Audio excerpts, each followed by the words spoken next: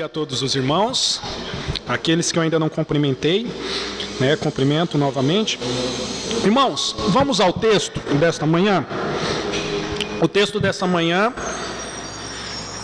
é o texto de Marcos 10, verso 35 ao 45. O pedido de Tiago e João.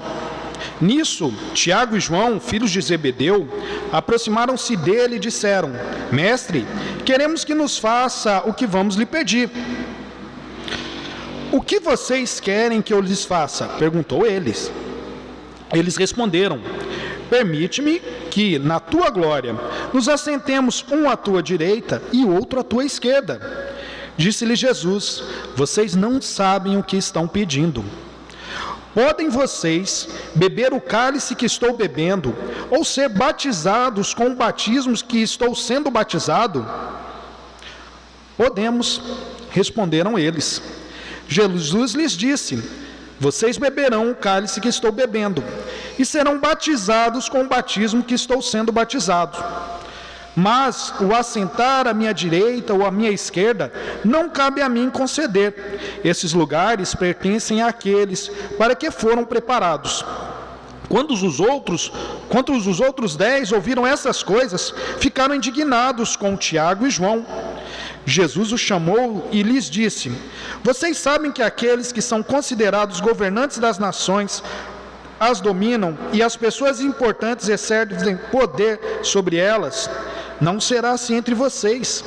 Ao contrário, quem quiser se tornar importante entre vocês deverá ser servo, e quem quiser ser o primeiro deverá ser escravo de todos. Pois nem mesmo o Filho do Homem veio para ser servido, mas para servir e dar a sua vida em resgate por muitos. Deus, nós te agradecemos por essa porção da tua palavra lida. Senhor, quando falamos sobre a igreja perseguida, ó Pai, nós lembramos que em muitos desses lugares a tua palavra não pode ser lida. Mas aqui nós temos o privilégio de ler, de poder estudar, poder explicá-lo, ó Pai, de maneira tão ampla, e muitas vezes nós não valorizamos isso. Te pedimos perdão por isso.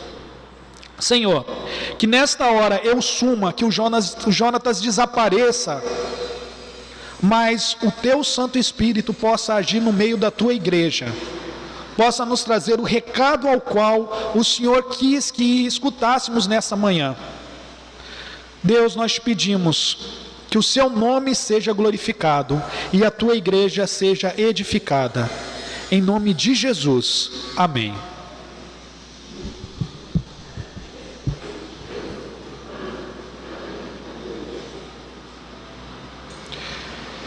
Irmãos, eu tenho como privilégio pregar a última mensagem baseada no livro de Marcos, durante toda essa série que nos foi proposta. Foram 55 mensagens até agora, e hoje Deus me deu o privilégio de falar com vocês. Eu sei que se vocês fizerem de repente alguma memória, ou puxarem em algum momento em suas mentes, vão lembrar de muitos pontos que foram tratados aqui, vão lembrar de muitas coisas que foram tratadas aqui ao longo dessas 55 mensagens. Eu confesso a vocês que na mensagem passada, mensagem de número 55, eu saí daqui chorando muito. Não só externamente, isso eu fiz em casa depois, mas internamente. O porquê disso? Porque muitas vezes nós não temos a coragem que precisávamos ter para poder propagar o Evangelho. E nós temos sido admoestados por isso. Nós temos sido lembrados disso. Nós precisamos ter o conhecimento sobre isso, sobre para o que estamos sendo preparados. O título de hoje, Paradigma Perfeito, talvez alguns irmãos, principalmente os mais antenados, os mais jovens, devam ter pego seus dicionários e olhado ali o que quer dizer paradigma. Paradigma é um modelo. Paradigma é algo constituído e construído. Cristo é o modelo e o paradigma perfeito ao qual nós devemos seguir. É o padrão ao qual nós deveremos ter como meta estabelecido em nossas vidas.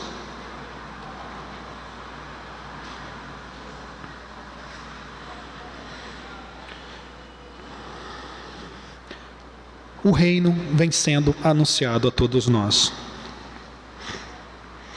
Esse livro de Marcos, ele é dividido em 4 principais partes que nós podemos trabalhar aqui.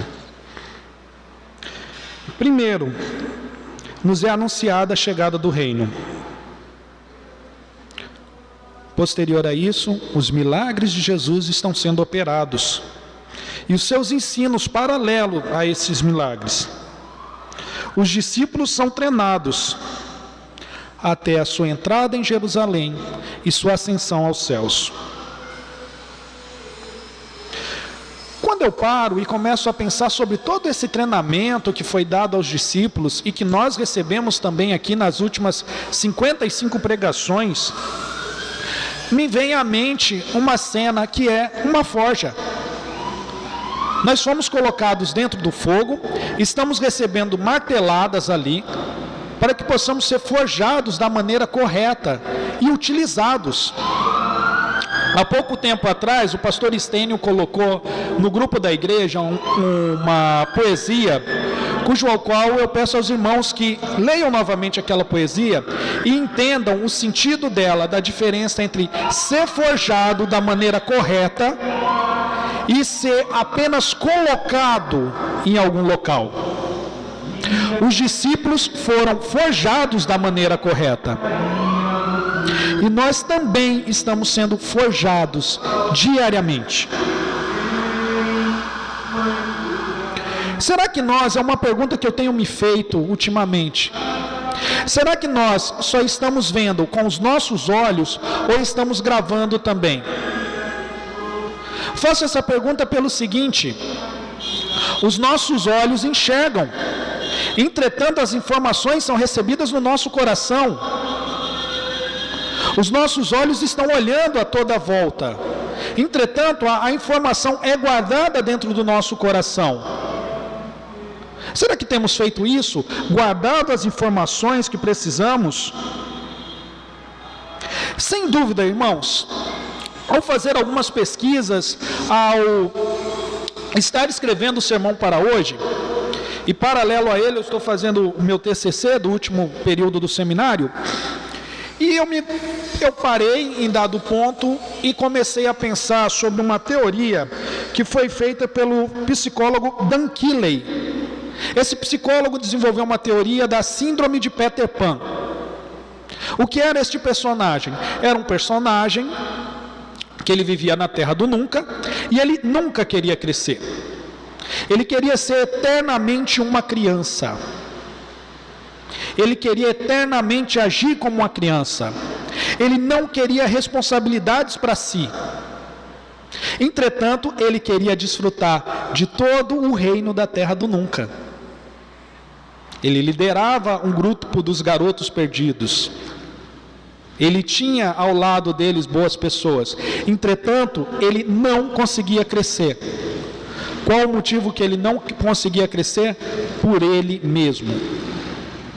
Ele não conseguia se libertar das coisas de criança. E muitas vezes, irmãos, nós somos assim. Pedro, João e Tiago, que são os 3 personagens principalmente citados nessa passagem que foi lida, eram desta maneira. Ao longo deste sermão, nós vamos desenvolver falando sobre o que aconteceu com esses 3 personagens e o que aconteceu com os outros discípulos e o que está acontecendo na igreja do nosso Senhor Jesus Cristo nos dias de hoje.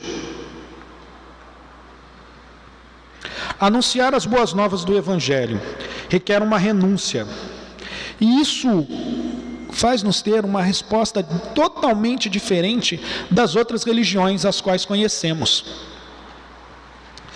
Timothy Keller, quando escreve o livro A Cruz do Rei, ele nos fala assim: É bem neste ponto que você pode ver a diferença entre o cristianismo e todas as demais religiões, incluindo aqueles que não têm religião. A essência das outras religiões é o conselho. Já o cristianismo é essencialmente as boas novas. As outras religiões dizem: é isso que você deve fazer para estar ligado e ganhar o acesso ao nosso Deus. Mas o Evangelho diz: é isso que foi feito na história. Foi assim que Jesus viveu e morreu para que você tivesse acesso a Deus. O cristianismo é completamente diferente. É a jubilosa notícia, são as boas novas. Logo no início do livro de Marcos, nos é anunciado o Evangelho das boas novas. Ou seja, logo no início do Evangelho de Marcos, é escrito: o Evangelho, a verdade, está sendo explícita a vocês. Antes de mim veio aquele que preparou o caminho, João o Batista. João preparou todo o caminho para aquele que era totalmente homem, também totalmente Deus.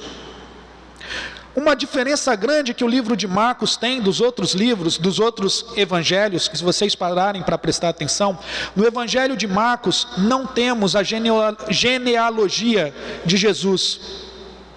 O porquê disso? Além de Marcos estar escrevendo para os romanos naquele momento, ele estava demonstrando também àqueles aos quais era um público-alvo, que Jesus era a verdade. Jesus, ao abraçar a sua humanidade, não deixou de ser Deus, e portanto ele estava acima de qualquer reino implantado neste mundo. Ele já chega com as palavras mostrando: Jesus está acima do imperador de vocês. Jesus é superior a tudo aquilo que vocês já têm como modelo ou como padrão.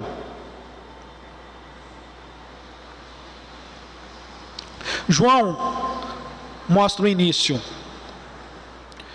João era o profeta. Jesus era a profecia cumprida. João preparou o caminho. Jesus era o caminho. João foi aquele que abriu as portas naquele momento. E Jesus era um noivo que veio buscar sua igreja. Um exemplo bem típico que nós podemos ter era: João era o amigo do noivo. Jesus era este noivo que veio buscar sua noiva, que estava desgarrada, que estava perdida, que estava solta. E ele amou de tal maneira esta noiva, que é incompreensível. Ele é o rei. Jesus é o rei, servo e sofredor ao mesmo tempo. Nós temos uma concepção muito estranha ao sofrimento. Nós achamos que o sofrimento é algo ruim, que o sofrimento não pode nos trazer ensino, mas sim, o sofrimento nos traz ensino. Sim, o sofrimento é usado didaticamente no meio do povo de Deus. Israel já tinha experimentado o sofrimento antes, para resolver o problema da idolatria que eles tinham. Calvino fala que o nosso coração é uma fábrica de ídolos, e realmente, 2000 anos depois dessa mensagem, nós continuamos a idolatrar pessoas, ao invés de seguir o paradigma perfeito, o modelo para as nossas vidas, que é o Cristo. Irmãos, não é errado você gostar de um estudioso ou de um pregador tal. Não é errado você acompanhá-lo. Agora, é errado sim quando você acha que ele não erra. É errado sim quando ele passa a ser verdade absoluta para a sua vida, porque ele é tão pecador, tão falho quanto eu e você. E infelizmente, nos nossos dias, nós temos cada vez mais criado ídolos e nem percebemos isso.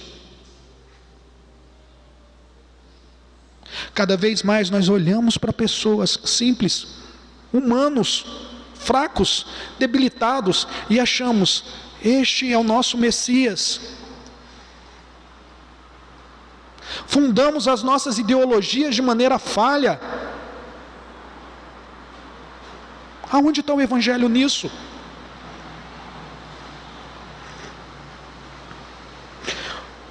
Jesus, como paradigma perfeito, é aquele que age, é aquele que transforma estes dois aqui.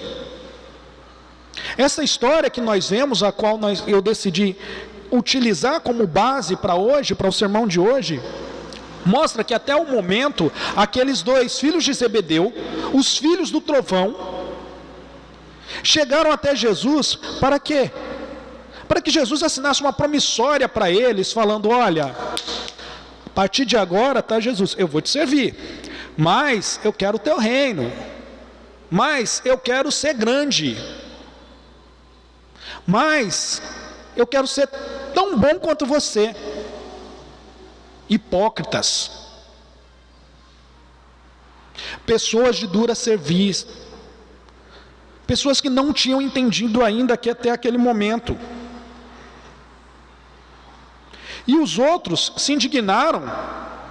Não foi por causa da atitude dos dois, de terem chegado e falado até o mestre: mestre, eu quero sentar à sua direita, à sua esquerda. Não, se indignaram porque eles tiveram coragem de fazer o que estava no coração deles. Essa é uma realidade. E muitas vezes nós nos indignamos com pessoas que estão falando algumas coisas, porque nós queríamos ser tão grandes ou tão belos, executar grandes obras. Quando eu digo a vocês, e já foi falado aqui de maneira esplendorosa, muitos irmãos que estão em silêncio neste momento, estão glorificando a Deus muito mais do que eu e você, porque os seus corações estão totalmente rasgados diante de Deus, porque os seus corações estão totalmente direcionados para a cruz, e não para o eu.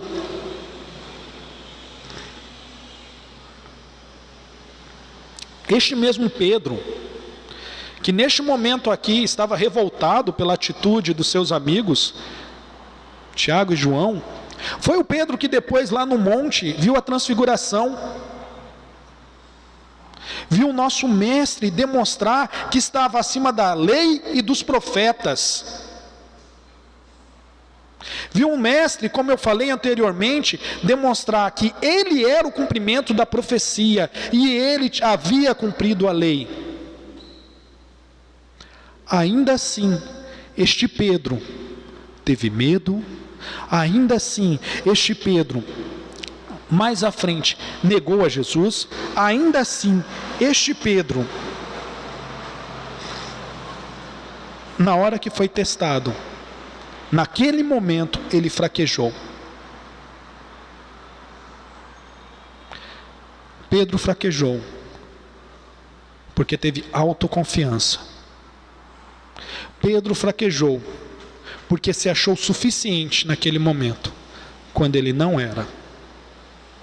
Nós fraquejamos muitas vezes, porque achamos que estamos em plenitude, em tranquilidade, porque confiamos em nós, e não naquele que é suficiente por nós. A santidade do nosso mestre demonstrada ali a Pedro era tamanha que uma voz sai pelas nuvens e fala: este é meu filho, ouçam. Igreja, o evangelho está sendo pregado, ouça. Aquiete as vozes que estão dentro de você. Aquiete o pensamento do que pode ocorrer de segunda a sexta-feira. Aquiete o pensamento de ficar planejando sobre coisas que você nem sabe se vão ser executadas ou não. Pois tudo acontecerá para a glória, não sua, mas para a glória do Mestre.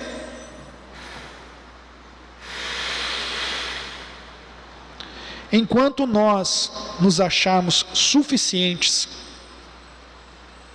continuaremos caminhando da maneira errada que temos caminhado. Entretanto,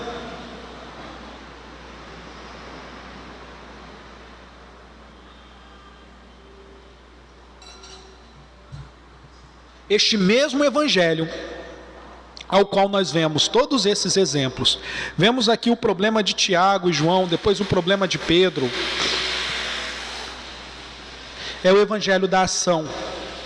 E não é da ação nossa, não é da ação dos discípulos, mas é o evangelho da ação do nosso mestre.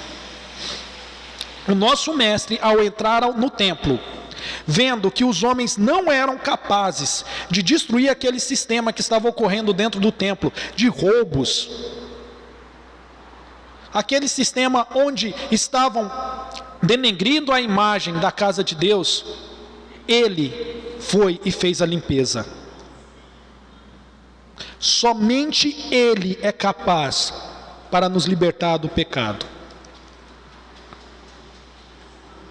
não nós. Ele é aquele que é suficientemente justo, ele é aquele que é suficientemente santo para nos libertar de nós mesmos. Essa é a ação do poder de Deus. Este é o rasgar. Quando nós olhamos para o templo onde o véu se rasgou, era porque Deus rasgou a cédula que existia contra nós. Ele rasgou tudo aquilo que nós jamais seríamos capazes de rasgar. Ele nos demonstrou que é dele a ação e não nossa. Eu gostaria de fazer mais uma citação aqui, uma citação de um bispo anglicano chamado William Temple.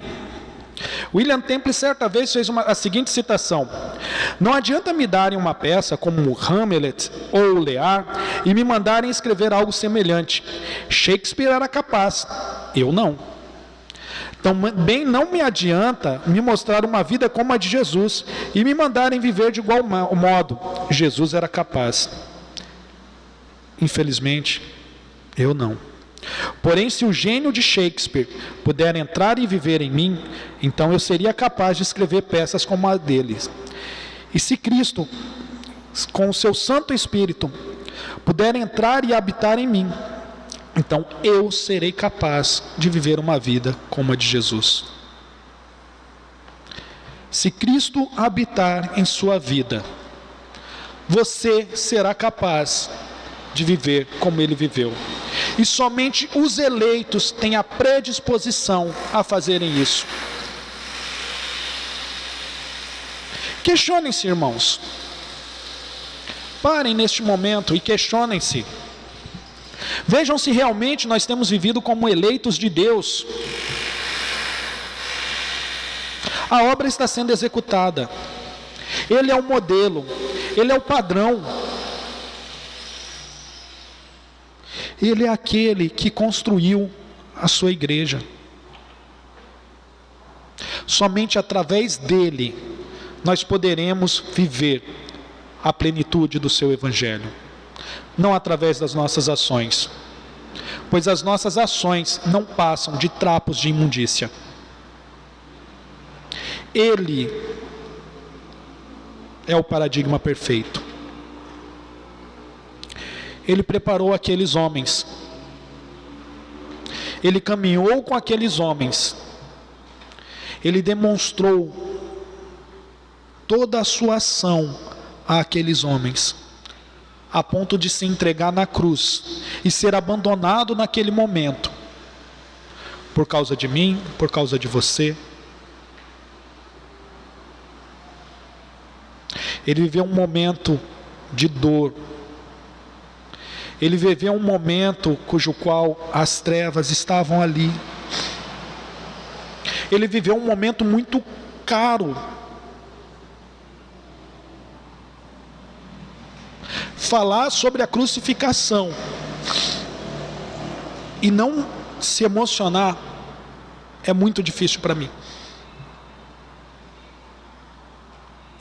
Porque eu não seria capaz de estar ali naquele lugar. Você não seria capaz de estar ali naquele lugar. No entanto, o que se fez santo esteve naquele lugar. se sujou, estava fedido. Era um momento que ele estava abandonado. Entretanto, foi por mim, foi por você. Nós somos miseráveis alvos deste eterno amor.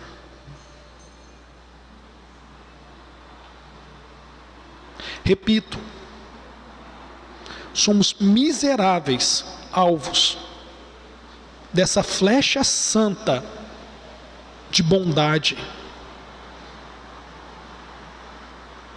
dessa flecha santa que rasga os nossos corações.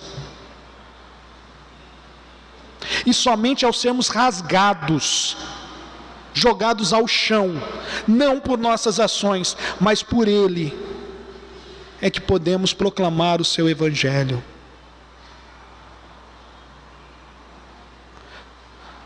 Somente após a ação dele, que ao mesmo tempo é uma ação de aflição, é uma ação de consolo. Pois temos o consolo, temos a paz, que Ele fez tudo por nós. Ele é quem cuida de nós. Ele é quem edifica a sua igreja. Ele é quem permite que homens e mulheres e crianças se levantem e vão até um campo onde sabem que podem morrer e pregam ali o Evangelho. Talvez aqui no meio dessa plateia tenham pessoas que estejam com seu coração inflamado para que possam ir a campo fazer isso, o que seria muito bom. Mas comece também falando do Evangelho para o seu vizinho, para o seu colega de trabalho. Isso é uma amostra que você é um redimido. Isso é uma amostra que você está sendo forjado na forja de Deus, recebendo marteladas, para o momento de ser utilizado, você está apto. Isso é uma prova que você não é mais aquela criancinha, e sim agora são homens e mulheres que cresceram e sabem da sua responsabilidade perante o reino, que sabem que nada são, porém o Evangelho é tudo. Este é o momento, igreja. Desperta, igreja.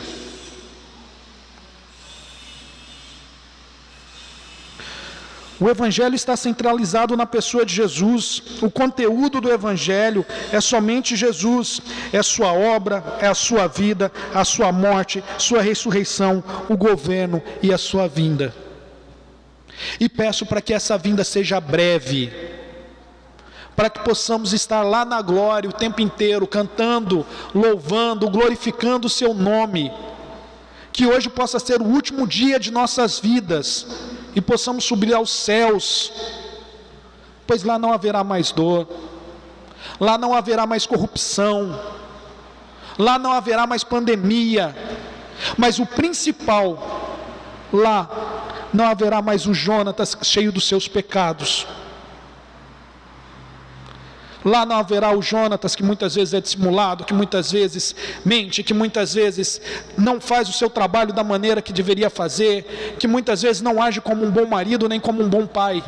Lá não haverá mais esse Jonatas, mas sim haverá pessoas totalmente transformadas, regeneradas, vivendo para a glória de Deus e louvando a Ele para todo sempre. Aleluia, Senhor. Que os nossos dias possam ser encurtados. Maranata, que o teu reino venha e possamos por toda a eternidade glorificar a ti. Igreja, que possamos orar, mas não só orar, agir e mudar, e pedir que realmente sejamos rasgados, não por nós mesmos, mas de cima a baixo. Pois se Ele fizer isso, nossa vida será transformada. E assim, estaremos aptos para pregar as suas palavras, levar as palavras de vida, levar as palavras de consolo, levar o santo evangelho ao mundo. Glória somente ao nosso Deus. Vamos orar, irmãos?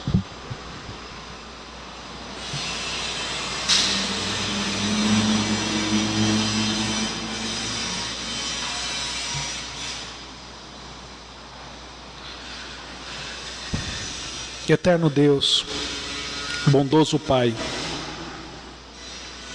te agradecemos, porque mesmo falhos e imperfeitos, o Senhor escolheu nos amar. Te agradecemos, porque nada somos, mas estamos ligados a Ti. Tu nos enxertou na Tua videira, e através desse enxerto, ó Pai, devemos dar frutos a Ti. Mas só seremos aptos a dar frutos quando formos limpos, ó Pai. E pedimos, limpe-nos, transforma-nos.